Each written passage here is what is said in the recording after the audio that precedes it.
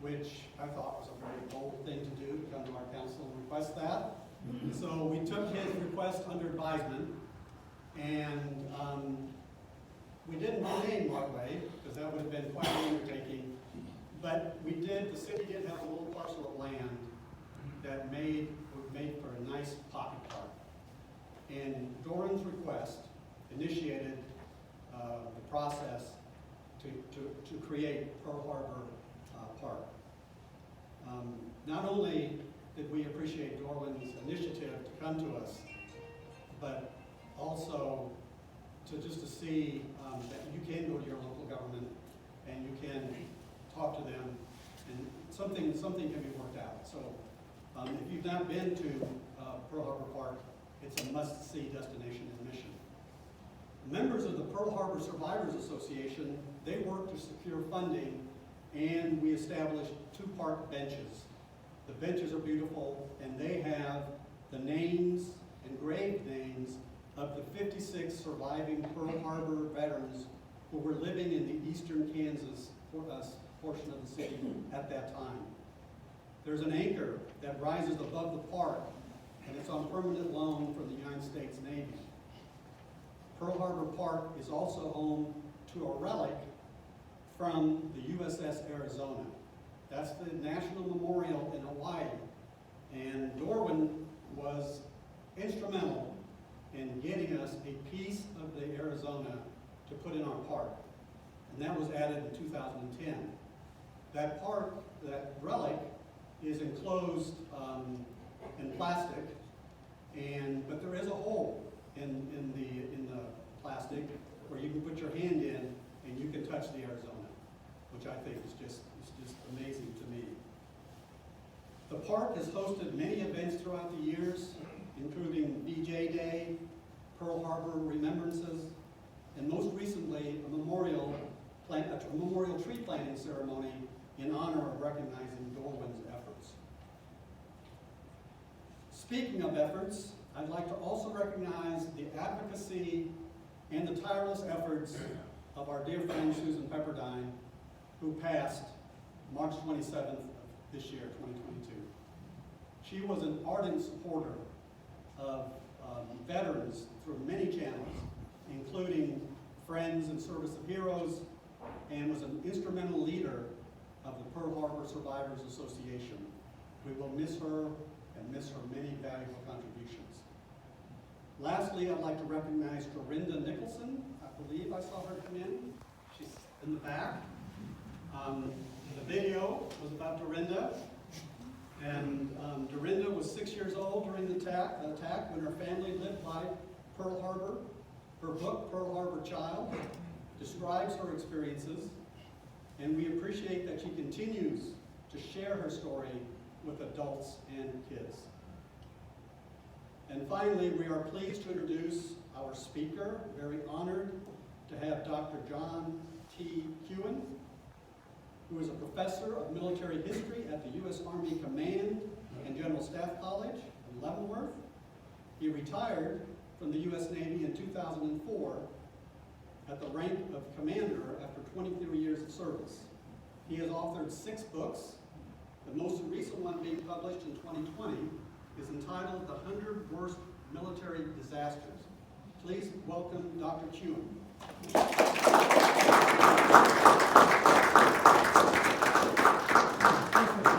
Thank you so much. Thanks everybody for coming out. I guess since there isn't a microphone to tie me down, I can wander free, which is my intention.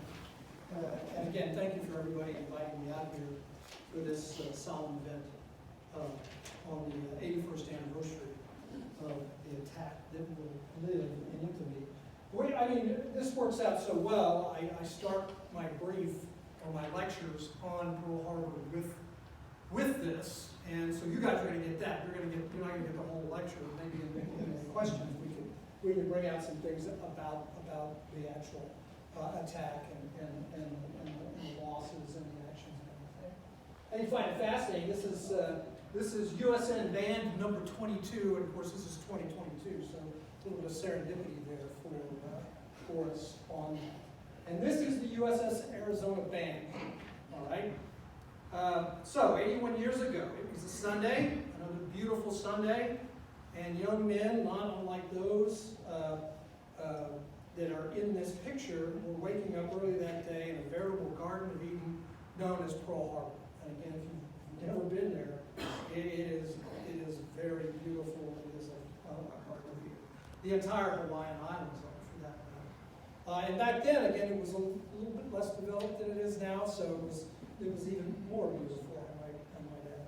It's a beautiful morning, clear photographs that exist in their hundreds attest to the mild, clear day that it was that December day in 1941. The young men I want to talk about today were the musicians of the USS Arizona, one of America's dreadnought battleships that had been built during World War I. There were 21 of them in the band on Sunday, and their regular gig included a sunrise rendition of the national anthem as the colors were raised in the morning on the ship. Okay? So they were on board the ship in position, kind of like just prior to hearing the bell and everything, and ready to go with that duty that they had of playing the national anthem. Others would attend the services on board the ship itself, perhaps in the forecastle of the ship. All of them were excited about the future. You see, the Arizona Band was known as the best band in the Pacific Fleet. They had earlier, they had earlier placed first in the semifinal Battle of the Bands contest, and were all preparing for a final round of competition on December 19th, 1941. They were from all over the United States: Ohio, Illinois, New York, California, and one of them, musician second class Kurt Haas, one of the senior members in the band, was a graduate of North Kansas City High School. They were all formed up ahead of time in their crisp white crackerjack uniforms to play the national anthem at precisely 0800, along with all the other battleship bands as the colors were raised. And then, as you guys have just heard and probably know, at 7:55 a.m., the Japanese air attack began. Legend has it, wrongly, that they played the anthem as the ship went down. It's not what happened. The truth is even more inspirational. When General Quarters was called away, the band went to battle stations. That's Navy speak for getting to your station on the ship when you're being attacked. For these men, that meant reporting to the magazine in the battleship turret to help out, pass out the ammunition for the main battery of the 14-inch guns. This turned out to be the most dangerous place on board the USS Arizona.